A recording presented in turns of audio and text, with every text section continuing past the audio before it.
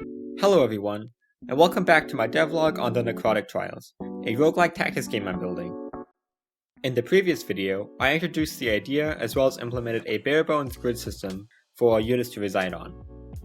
My current goal is to create a modular ability system that can allow for easy creation of the various actions throughout the game. Now, before we get ahead of ourselves, let's take a moment and talk game design. What even is an ability? In order to answer this, I compiled a list of some example ability types that I might want to implement in my game. Kind of a no-brainer, but I do want my units to be able to move. Well, most of them at least. There also could be different types of movement, like a dash or teleport for example. What about attacks? We got melee or ranged, AoE or single target. But what about more complicated actions? Stealing an example from another game, Paladins in World of Warcraft have the Holy Shock ability, which can both damage or heal depending on if you cast it on an enemy or ally. Or what about the Syrian Dagger's ability from Divinity Original Sin 2? This has variable target selection. Do I want to cast all 3 of my daggers on a single target? Go for it! What about 1 dagger on 3 unique targets? My ability system should be able to handle this. Let's start with these for now. I could spend hours talking about different ability designs and game mechanics, but I don't want to overcomplicate it quite yet. The upside for being modular is we can always go back and add new features later. Jumping over to the project, I want to change a few things from my last video. First, I don't like the name base unit as it's kind of vague and doesn't really give a sense of what this class does. Instead, since this class's only purpose is managing the unit's position on the grid, grid unit seems to fit much better. I can then make a class called combat unit which inherits from grid unit and will hold all the logic related to combat. For now, all we care about is whether or not this unit is friendly. And lastly, all the units are standing there rather uncomfortably in T-pose, which is giving me major cyberpunk vibes, so let me fix that real quick.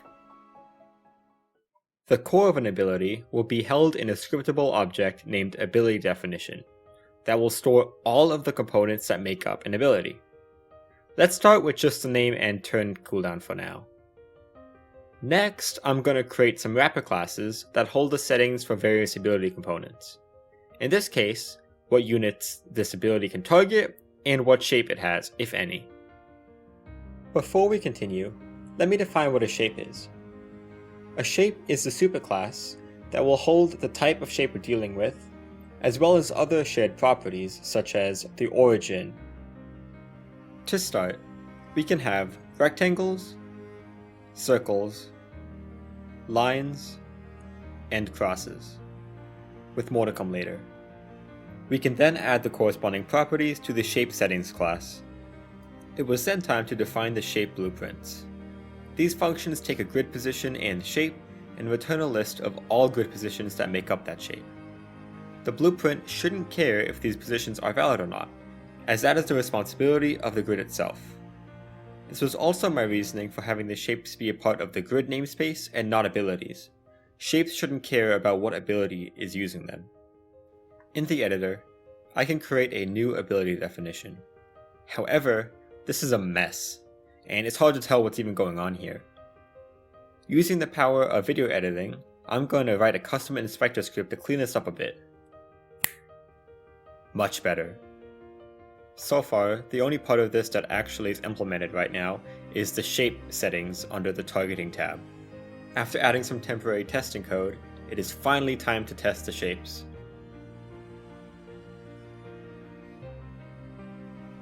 Nice, looks good.